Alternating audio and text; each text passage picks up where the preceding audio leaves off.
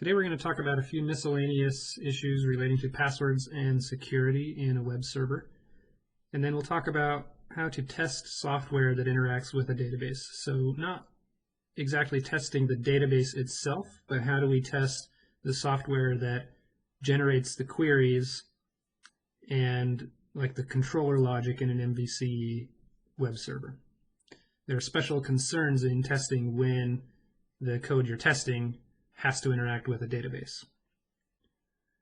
So remember, a key derivation function is a function running on the web server that creates a secure hash representing your password so that it doesn't have to store your password in plain text, and it allows us to verify whether a user is successfully logged in or not. But the KDF is running on the web server, and the input to the KDF is your plain text password. So how do we get the password to the KDF in a secure way, where the password was generated on your side, on the client, and it has to be sent to the server? Well, a very basic idea of what this looks like is here, where the client or some web browser has a field that lets you type in your password, and that's just plain text sitting in the client's computer memory.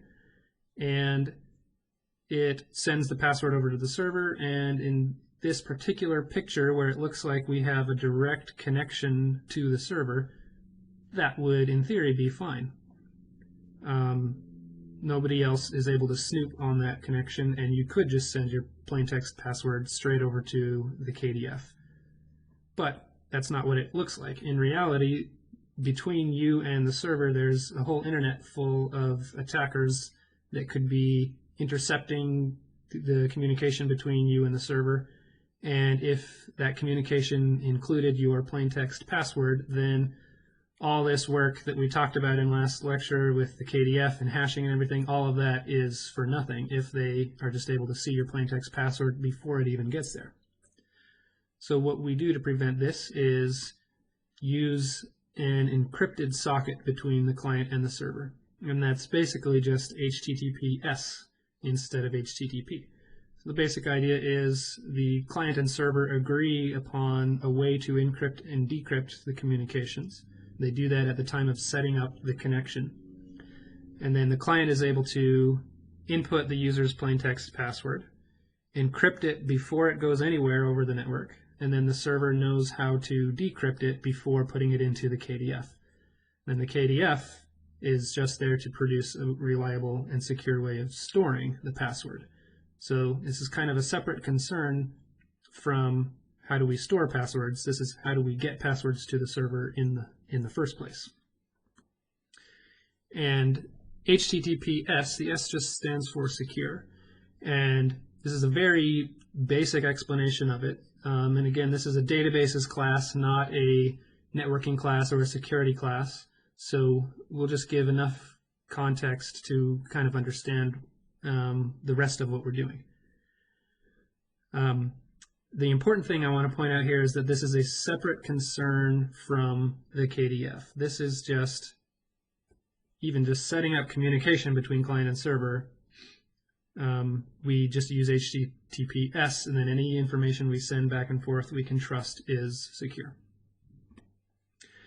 So the way this works is it uses transport layer security. This is kind of the successor to secure sockets layer. Some of you may have heard of that. It works in conjunction with the transport layer, so like TCP or UDP. The basic idea is when you're setting up the connection, there's a multi-step handshake between the client and server to exchange key pairs so that they both know how to encrypt and decrypt information, but nobody else knows how to encrypt and decrypt that information.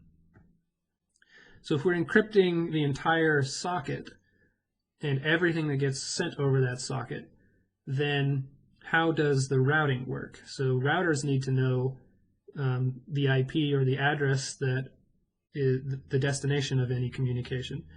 So if that part of it was encrypted, then the routers would all have to know about these keys too.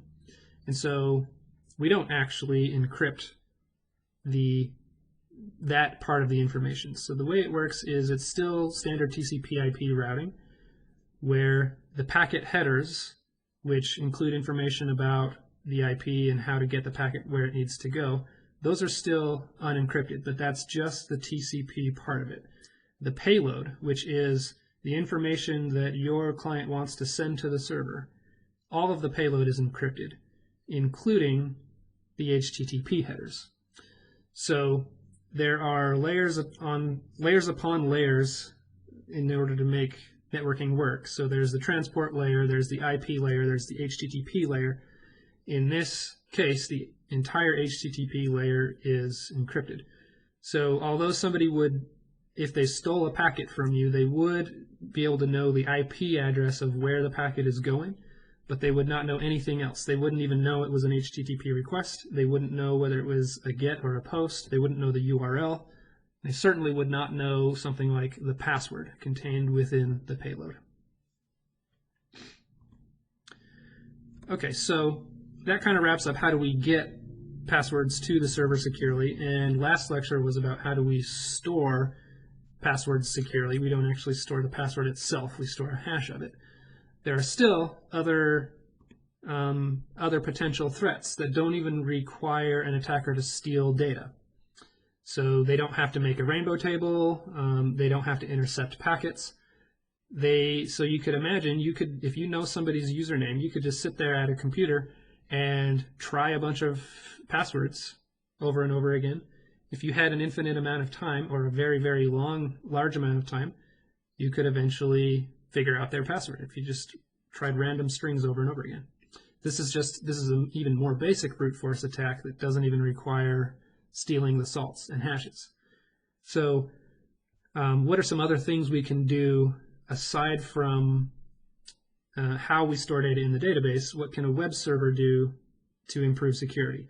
And we'll talk about this just a little bit, because when creating a web server in .NET, it gives us options and configurations for deciding how we want to do some of this stuff. So to prevent that particular attack of somebody just sitting there trying passwords over and over again, you can just have the web server lock out the account for, say, an hour after a certain number of failed attempts. So if you wrote a brute force program to try a bunch of random logins over and over again, let's say you had to guess billions of different passwords before you happen to get the right one, then this attack is going to take billions of hours if the web server locks you out for an hour at a time after a few tries. So that's just an very easy way to make a brute force login attempt attack completely infeasible. Some other things, some other issues. As I said last time, passwords do still get stolen somehow. So in the event that a password is stolen, we can use two-factor authentication to prevent anyone from still being able to log in, even if they know your password. So this is kind of a similar idea to Pepper, where you now have 2 points of the attacker needs to attack instead of just one. If they steal your password, they still can't do anything with it, because they would also need to steal your phone or whatever your two-factor authentication device is in order to be able to get into your account. Up until fairly recently, the U of U did not use two-factor authentication. It was maybe 4 or 5 years ago, and they claimed the reason they started using it was because so many passwords were getting stolen, and they just got sick of having to help people recover their accounts, so they enabled two-factor authentication. So you can thank people who use bad passwords for having to get out your phone now every time you need to log into Canvas. Another similar idea, kind of along the same lines as Pepper and two-factor authentication, is when trying to change your password, you can have the web server send you an email, and it won't actually change your password until you click on something in that email. So unless the attacker also has access to your email account, then they can't change your password. Because the first thing they would probably try to do after stealing your password is change your password to lock you out of your own account. This is another important reason why you should not use the same password everywhere. So if they steal your password and they need your access to your email account in order to be able to change it, this is relying on the fact that your email password is different from whatever password somebody has managed to steal. So .NET web servers, when we create a .NET web server in MVC, we can configure it to have all sorts of different values for these various options, like how many attempts do they get before lockout, is two-factor authentication enabled. We can configure things like what is the minimum length of a password, does it require special characters and things like that.